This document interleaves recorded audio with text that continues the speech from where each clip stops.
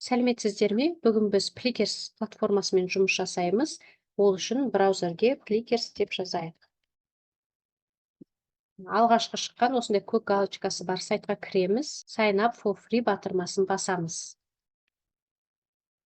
Бұл регистрация. Мына жерге атымызды, мына жерге фамилиямызды, электронды почтамызды және пароль жазамыз.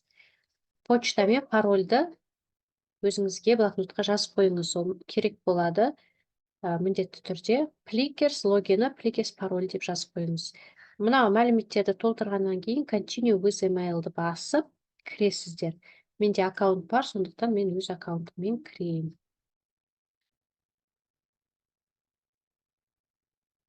Осындай бет шығады. Бұл бет сіздерде бос болады, егер жаңадан тіркелген болсаңыз.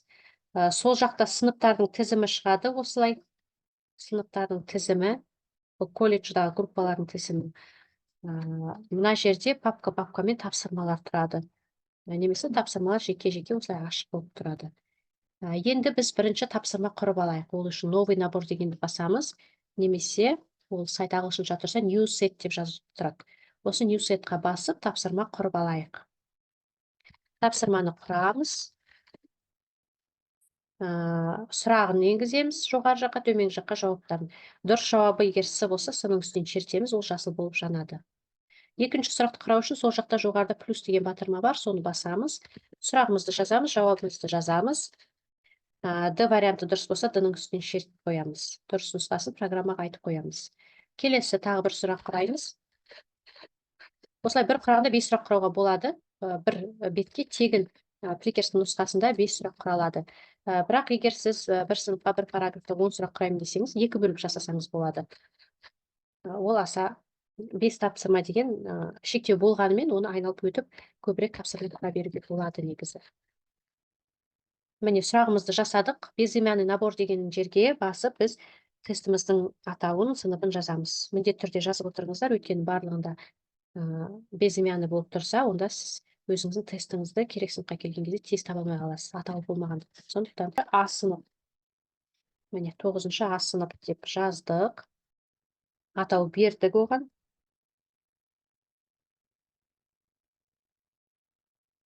Енді бұл жерге сурет қосуға болады. Сурет қою үшін мынау загрузить изображение с компьютера деген батырманы басамыз, және өзімізге керек папканы тауып алып, соның ішінен суретті алып қоямыз. Мысалы, Plickers деген сурет бар екен менде рабочий столда.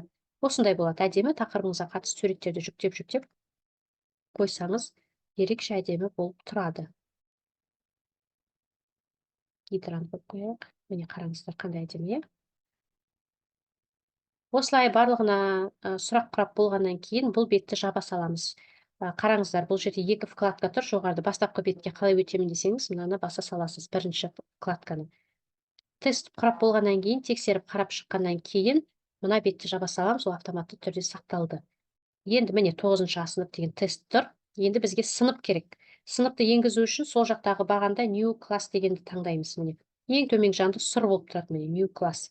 Осыған басып жазамыз 9-шы А сынып, иә. Сыныптың атауын жаздық. Енді create class деген көк батырманы басамыз.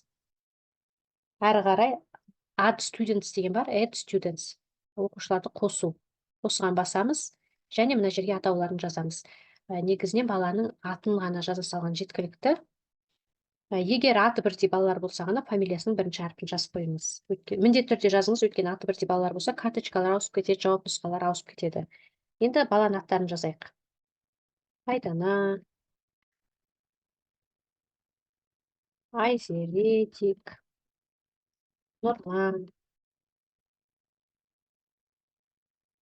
Темірлан, Мирас, Дарина, Зарина. Кете береді осылай. Мысалы, бізде 2 Айзере болатын болса, Айзере 2 сыныпта. Онда Айзере Т, Айзере Г деп осылай фамилиясының бірінші әрпін жазып қойыңыз. Енді баланың барлығын сыныптағы оқушылардың атын толтырып болғаннан кейін next деген кнопканы басамыз, батырманы. Және done, сделано деген батырманы басамыз. Сынып жасалды. Көрейік. Міне 9-шы А сынып. 9 сыныпқа қай тапсырманы қосамыз? Міне, мына тапсырманы қосайық. Енді сыныпты бізге номер керек болады балалардың. Мынау 9 сынып деген таңдадық. Сосын міне қараңыздар, 9-ны таңдадық қой. Төменге түсеміз де, төменде print poster деген батырманы басамыз. Міне, students деп тұр, аттары тұр. Сол print poster деген батырманы басып, тағы да жоғарыда print posterді басамыз. Және мына жерде сіздерде принтер шығып тұруы мүмкін, осылай распечаткаға жіберуді сұрайды. Распечатка жасай салсаңыз болады, немесе суретке түсіре салсаңыз болады балалардың номерін. Бірақ ыңғайлысы қағазға шығарып, немесе компьютерге сақтап қою. Сохранить как PDF деген батырманы басып, төменде сохранить дейміз. Міне, ол PDF түрінде бізге сақталды. Сохранить кетті. Бұл жерде мынау Айдана 1, Айзере 2, Дарина 6 деген сандар карточканың номерлері. Мысалы, Заринаға сіз 7-ші нөмірлі карточканы бересіз, Нұрланға 3-ші нөмірлі карточканы бересіз. Балалардың қай карточкаға ие болатынын анықтау үшін керек бұл тізім. Енді карточканы қайдан аламыз? Оң жақта жоғарыда help деген кнопка бар, осыған басып, get prekes cards дегенді басамыз. Осы жерде бізге осындай бет шығады, нұсқалары беріледі. Мынау көк жазумен берілгенді басамыз. Міне 1.40 деген тұр ғой. Стандарт set of cards 1.40 деген, осыны басып көреміз. Міне, көрдіңіз, бұл жерде 20 бетте осындай карточкалар. Бұл әр баланың жауап беру парақшасы, осы арқылы жауап береді. Бұны сіз принтерден шығарып балаға бересіз. Жаңағы тізімдегі номер бойынша, әрбір карточканың өзінің нөмірі бар. 1-ші, 2-ші карточка, 3-ші карточка сыныптың тізімінде берілген номер бойынша бересіз балаға. Мысалы, 1-ші нөмір кімде? Әселде ме? Әселге осыны бересіз. 2-ші нөмір Айдарда ма? Бұл карточканы Айдарға бересіз. Міндетті түрде нөмірін өзінің иесіне беру керек. Бала қалай жауап береді? Мынау төрт жағында 4 нұсқа бар. А, Б, С, Д. Бала қай нұсқаны дұрыс деп есептейді, сол әріпті жоғары қаратып сізге көрсетеді. Бұл жерде осылай көрсетсе, бұл В вариантын көрсетіп тұр бала. Егер мынау Аны бұрып, карточканы бұрып, А үстіне келетін етіп көрсетсе, ол А вариантты белгіледі дегенді білдіреді. Енді бұл карточкаларды да жүктейміз, принтерден шығарамыз. Бұл жерде 40 карточка, сондықтан сіздің сыныбыңызда қанша бала, сонша ғана шығарасыз бұл жерден. Бір бетте 2 карточка тұр. Енді сыныптың тізімі анықталды, карточкасы бар. Әрі қарай біз тапсырманы орындатамыз. Ол үшін 9-шы сыныпты таңдаймыз. Өзіміздің жаңағы мысал 9-шы сыныпқа келдік. Оған мына тапсырманы қосамыз. 9-шы сынып деген тест жасадық қой. Бұл жерге негізінен тақырыптың атауын жазу керек еді. 9-шы сынып. Осыған тестті қостық міне. Енді телефонмен жұмыс жасаймыз. Plickers бағдарламасымен жұмыс жасау үшін телефонға Plickers приложениесін жүктеу керек. Play Market'тен осындай көк галочкасы бар приложениені жүктеп аласыз. Одан кейін sign in деген жазуды басып, қарамен жазылып тұрған бірінші жазуды басып кіреміз. Ноутбуктен қандай логин парольмен кірдік, тура сол логин парольді осы жерге тереміз.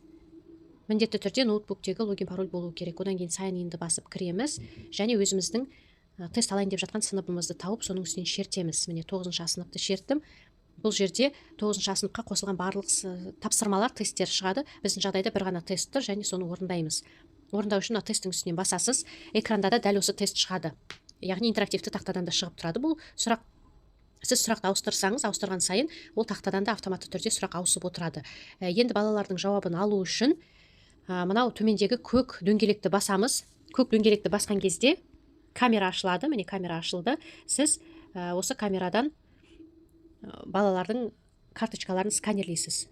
Сканерлеп болғаннан кейін, бірінші сұраққа жауап бергеннен кейін барлығы солдан оңға қарай сұрақты жылжытасыз.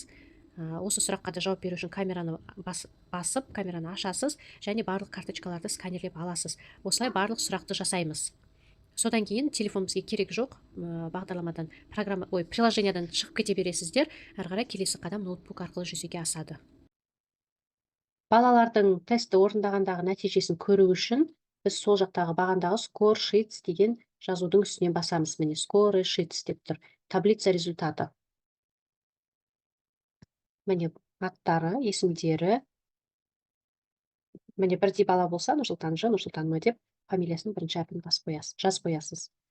Әрі қарай бұл жерде пайыздық нәтижесі көрінеді жанында. Одан кейін қай сұраққа сұрақ-сұрақпен қай сұраққа дұрыс жауап бергені және қай сұраққа қате жауап бергені көрінеді. Қате жауаптар қызыл әріппен белгіленген. Нәтижелер сақталады, өшпейді. Мынау төменгі жақтағы календарь арқылы сіз қай күні тест алғаныңызды көре аласыз. Тест алған күндер сарымен белгіленіп көрсетіліп тұрады. Осы сарының үстінен бассаңыз нәтиже көрінеді.